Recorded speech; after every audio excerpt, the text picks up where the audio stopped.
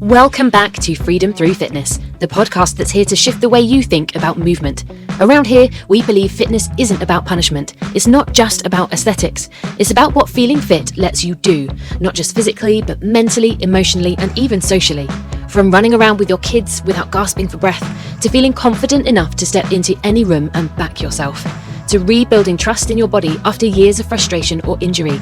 This is your place to explore what it really means to reclaim your strength, your confidence, and your freedom through fitness.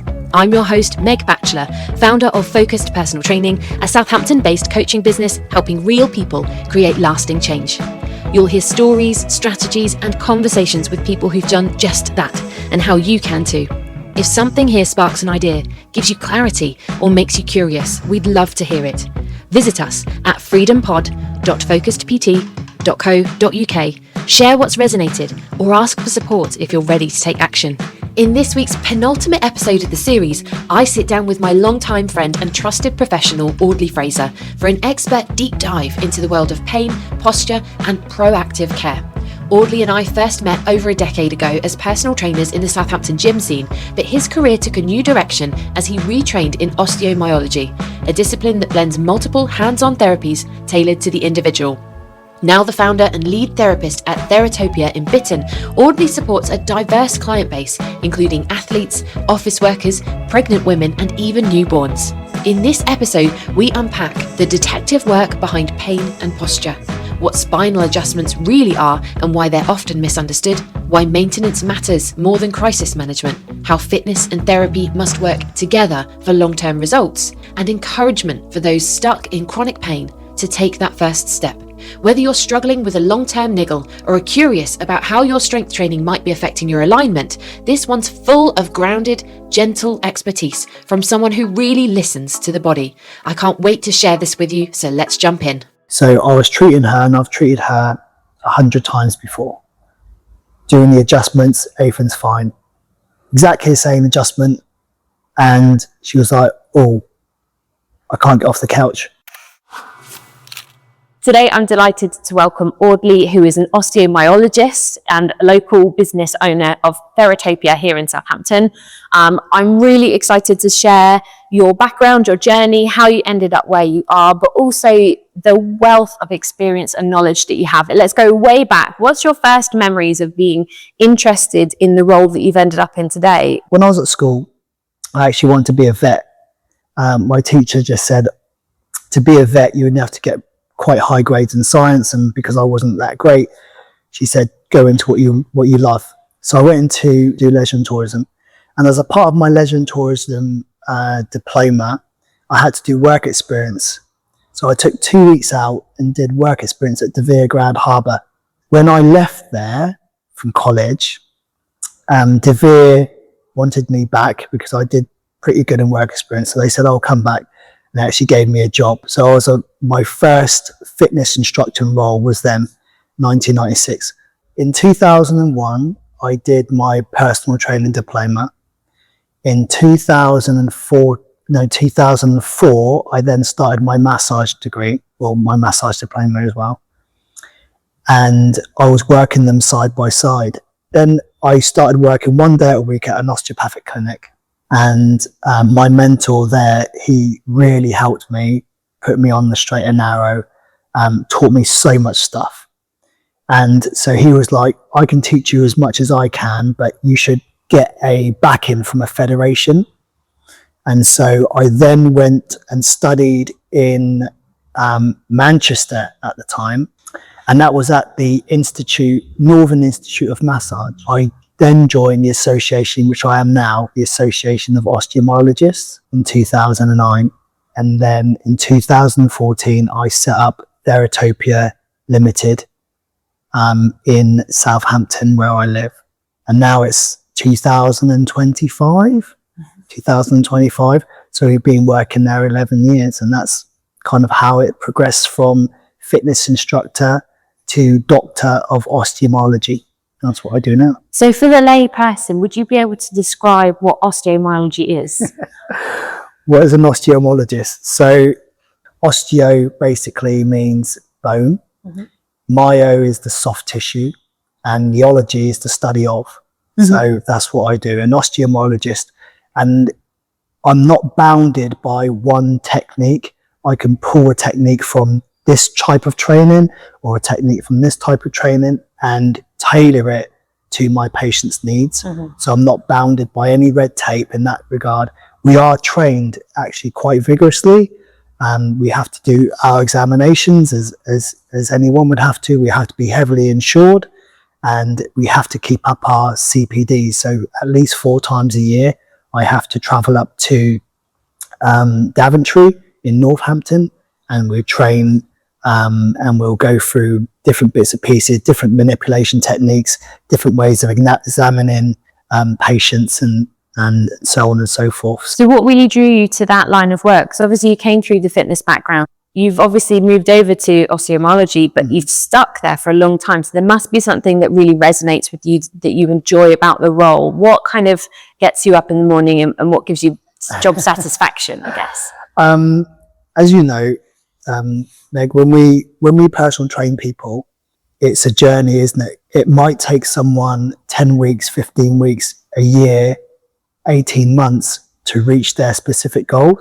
But when someone comes in pain and you can relieve that pain almost instantly, that's a greater level of satisfaction.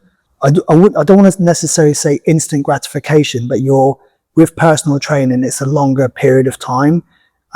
With therapy, you can kind of do that almost instantly, and people are out of pain. That's what drives me forward. So do you enjoy the sort of inquisitive side of your job? Because you're almost like a detective. Is that something you really enjoy about your job? Someone walks in and you're like, right, what are we going to find today? Yeah, like the more you see, and my mentor who taught me, one of my mentors, he would say that patients teach you, which is true. And the more that you see these people, the more that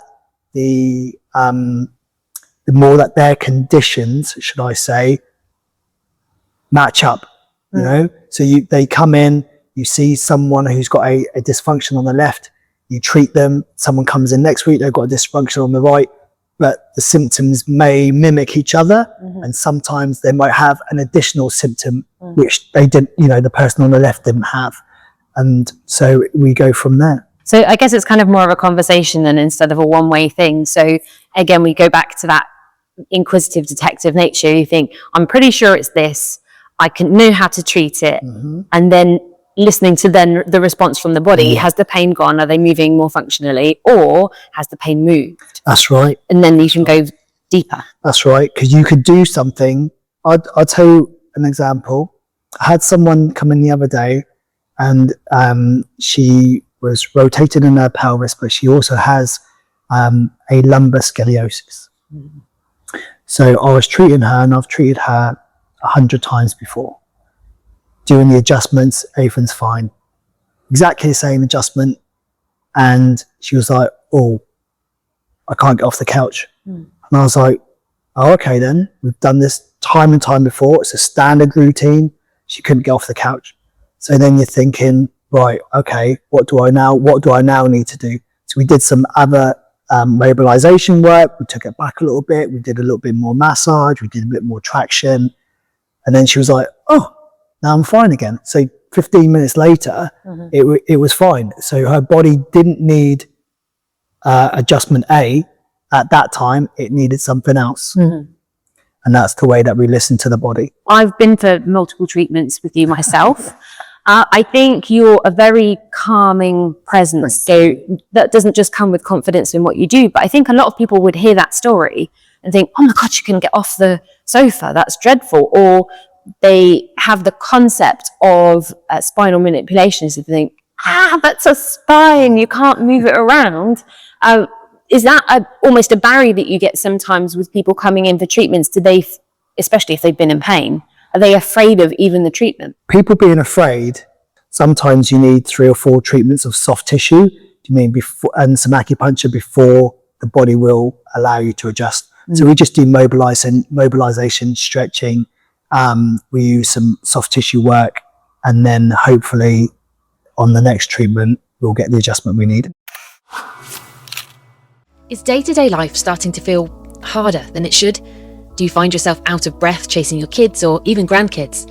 If you feel like every day has a new ache and pain that didn't used to be there, or you're just feeling like your strength and your confidence isn't what it was, you can turn this around. Help is out there, and you wouldn't believe the difference it can make. At Focused Personal Training, we help people rebuild strength and resilience from the inside out, no matter where they're starting from. It's not about smashing yourself in the gym, it's about reclaiming the energy, mobility, and self-belief to live the life you want. If you're ready to take the first step, reach out to us at freedompod.focusedpt.co.uk. Your freedom starts with that first conversation. Quite often I imagine you'll have somebody come in and say, the problem is this muscle, but actually it's the remarkable and incredibly smart body that says this muscle, actually, it's only tense because I'm guarding the real issue that's underneath. And so they might come in and say, I just massage this muscle. Is it difficult when people come into you thinking they already have the answer and then you almost have to give them what they want so you can give them what they need? That's true. We do have, in our profession, we do have a lot of patients who want to manage their own treatment. And they tell you what they need because some osteopath they saw 25 years ago did X, Y, Z. But once you get past that, you get on top of that, then they're okay. How do you see the work that you do impacted by people's fitness levels and their strength? Well, good question. Sports people are generally the worst because they would only come when they're literally broken. And so we've all been there, and I know myself, I've been there myself. You get a niggle and automatically you think, that'll be all right. And then obviously that little twinge then turns into something bigger. And then, by the time they do come to me, I'm like, you've got to have 8 weeks off because now you've torn a tendon or whatever the case may be. I see people who are office bound, who need correcting posturally, they need correcting headaches, that sort of stuff from looking at screens all the time. So there is a balance, but I would say that sports people are the worst. Yeah. And I don't see as many sports people. I might see people who do sport who come to see me, but I don't see many sports athletes, if you know what I mean. I think there's a difference. So I do see quite a few people, but I think these days now, where we've moved into, there's health and fitness everywhere. Everywhere you look, everyone's into health. Instagram is loaded with people making videos and doing what they're doing. So you're getting a bombardment of fitness and healthy regimes. And so I wouldn't say the majority of my people who come in are into health and fitness, but a large percentage of people that I see are into health and fitness. And they will come in and they have recognized the fact that maintenance is key. So even if I say I would see you 4 times a year, every 3 months, that's a good balance. Some people need more because they do more. Some people require less because they do less. Something that we're really passionate about here at Focused PT is trying to reframe what people see fitness as. And much of the time it feels like we're working against the tide in terms of the information people get on social media. That still remains that fitness is about how you look in a certain aesthetic.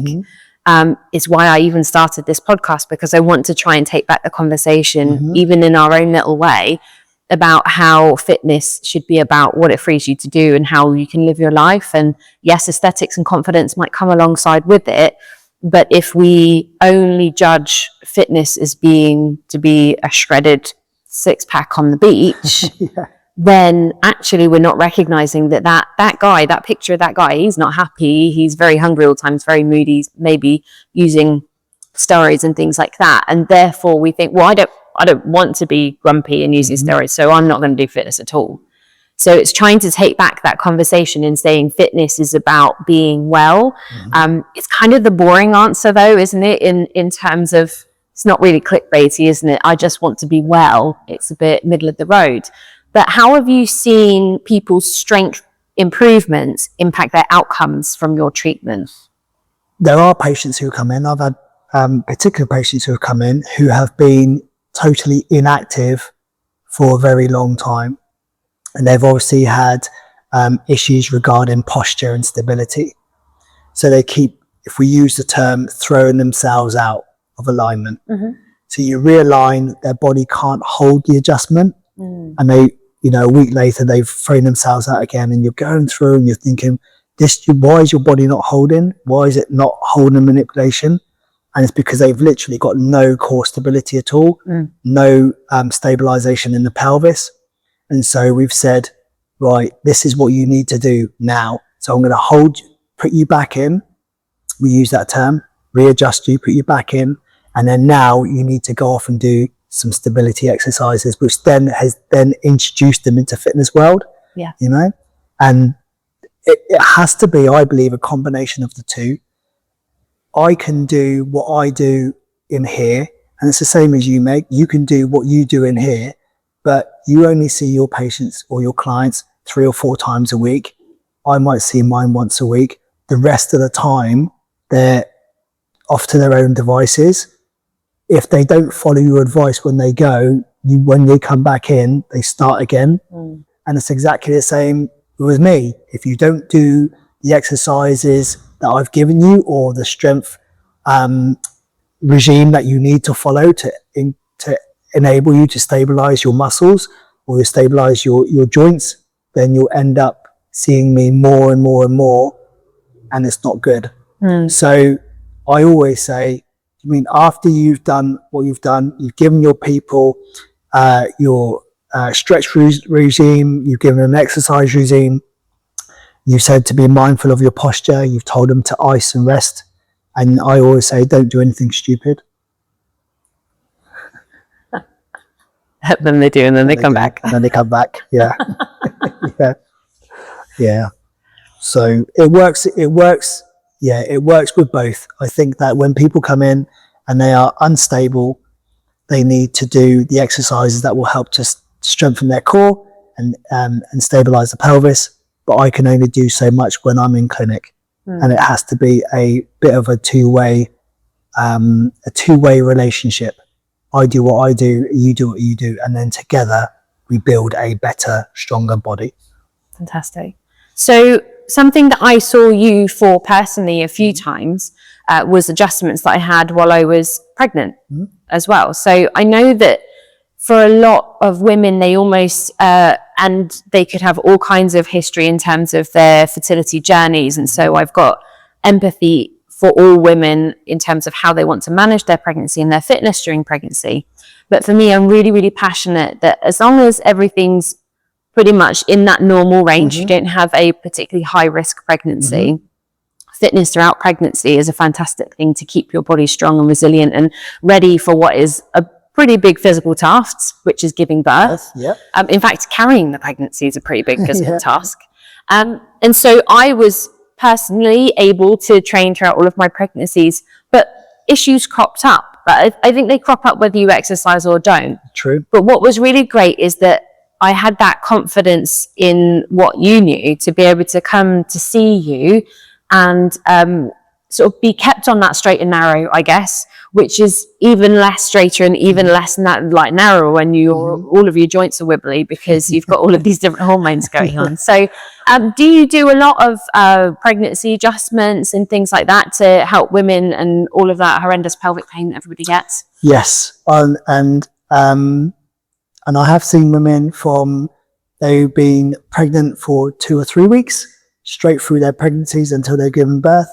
And I've treated their babies as well. So it's a wonderful journey. You treated their babies? Oh, wow. Too. What kinds of things do you see in the babies? Well, one Think you're patient, too old to start something new, came in, too busy, or maybe just too intimidated to even walk she believed into a her gym. daughter couldn't move You're her not head from alone. left to right. And you're not wrong for feeling and I that was way. like, But the truth is, you she's can absolutely build fine. strength You have a and look, you give confidence her a massage, without and flipping your it's life all very upside gentle down, stuff. even if you've Very never gentle been a gym massage. person. And At her Focused baby was Personal absolutely Training fine. will meet you I where had you're at. another Real life young solutions, real patient people, who was 4, personalised support, and she was no always pointing egos. to her neck saying, Let's "I start a can't move my conversation head." about what's actually And possible so for you. you give her Head to like a little bit of mobilisation, and she was freedompod.co.uk absolutely fine. and let us know what's holding you back. You can We're here to treat, guide you to the solution and the sense of freedom you through can your treat own women fitness. who are pregnant right all the way through. I've seen, women with SPD, which is where their pelvic pubis symphysis bone dislodges, and that can cause like a horrendous pain, like deep down. So those are the most common ones that I see. Back pain, neck pain, swollen ankles, all these things, and you can treat all the way through. And thank God I've had no issues with any of the ladies that I've treated. I found it really beneficial. I think probably, and I won't spend too long being so niche, as not everybody who listens is going to be a pregnant woman, but certainly sort of the elastin, that change in the ligament stability when you are pregnant. And I think probably the most common thing I hear also from the pregnant ladies that we train in here as well, is that sort of concept of swiveling out of something like a car, and where that pelvic instability is there, then sort of swiveling out of a car and getting that pain. And so pelvic pain, along with lots of other symptoms that people get while they're pregnant, will often turn them away from exercise. And obviously, as a fitness professional, I'm trying to encourage them towards it.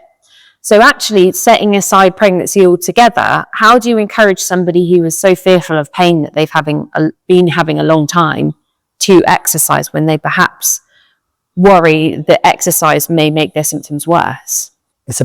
I believe it's about trust and knowing where to go and who to speak to. And I think if you have a conversation with a personal trainer, you'll know instantly whether that personal trainer is the one for you. The body likes to move, and that's what I was taught very early on. The body likes to move. It doesn't like to be stiff or sedimentary. That's why every joint in our body is designed to move. So if you then have pain, it might be because of lack of movement. I believe that's important. You have to, exercise is amazing.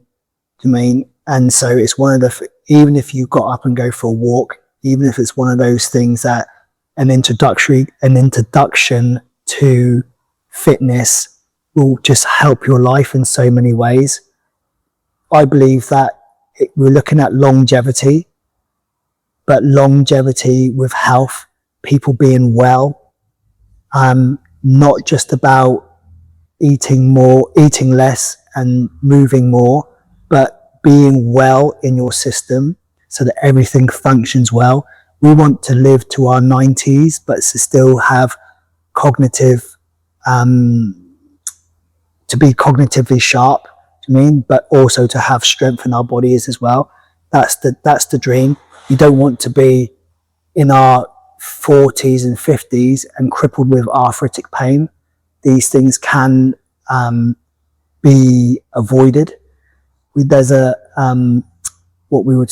a saying in our industry that genetics slows the gun, but lifestyle pulls the trigger. So you might have a condition in your body that is there, sedimentary, but the way that you live your life can bring that out and lead you to more pain. So having a decent lifestyle with fitness, with maintenance, from what people like in my profession do, that's where we want to be, to live longer and to be well as well, not just to be aesthetically pleasing, but to be well.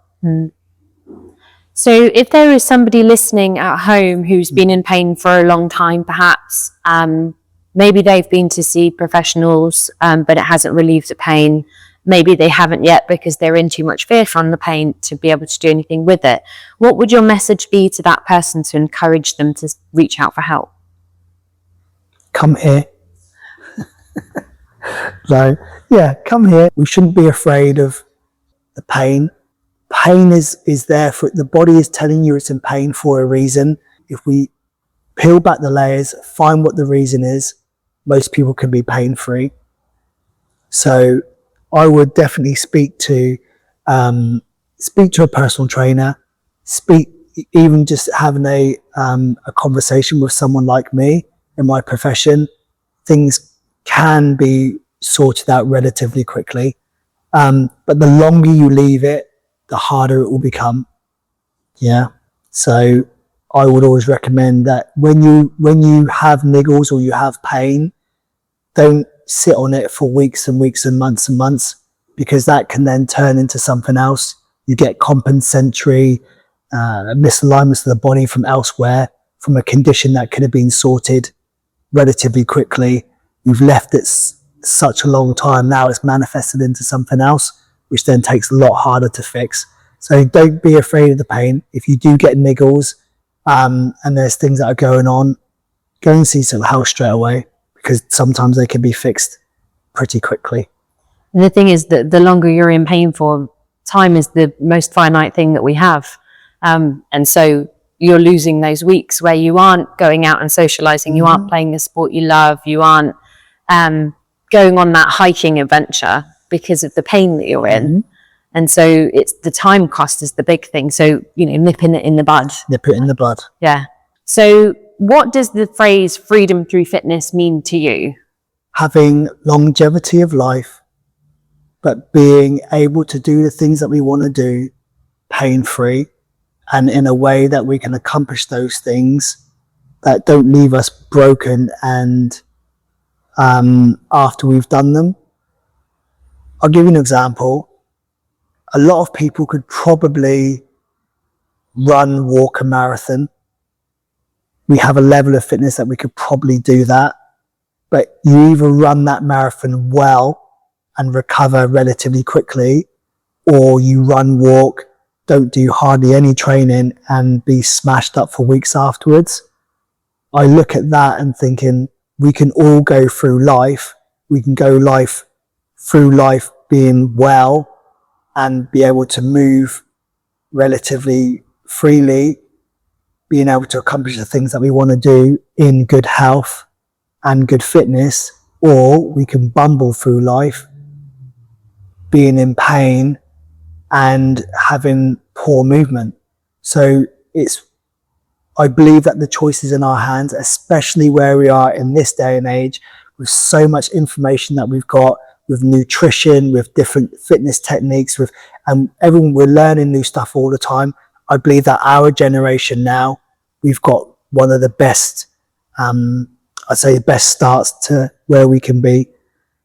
Hopefully, mean that we all live long and healthy and happy lives, pain-free lives. Fantastic. And if you don't understand the signals that your body is giving to you, then this is exactly where Audley comes in, because you can understand it. And of course, how can people reach out to you if they would like to book a consultation? You can find us on Instagram, Theratopia Osteomology Clinic. You can also find us on our website, which is www.theratopia.co.uk, or my mobile 07799145000. There we go. I'll stick it all in the show notes. People can scroll down. Thank you so much for sharing your time with me today. I really hope that what you've said and just your manner, like I say, I think you're so calm, gives somebody the confidence to get out of pain. Thank you, Audley. You're welcome. Thank you. I hope you've enjoyed listening to this episode as much as I did recording it. If something here has made you think differently, encouraged you to take action, or reminded you of what you're capable of, I would love to know. Tell us what your golden nugget was and what it inspired you to try over at freedompod.focusedpt.co.uk. And if you're new to the podcast, be sure to scroll back through season 1. You will find powerful conversations with everyday people making extraordinary change, like CrossFit legend Kelly Friel on mastering mindset, Ellie Steele on balancing international record-breaking elite lifting with family life, and Piers Day on rebuilding mental resilience after illness and trauma. You'll be amazed at what's possible when you start prioritizing your health. not just for how you look, but for the freedom it gives you. Until next time, I'm your host, Meg Batchelor, and this is Freedom Through Fitness.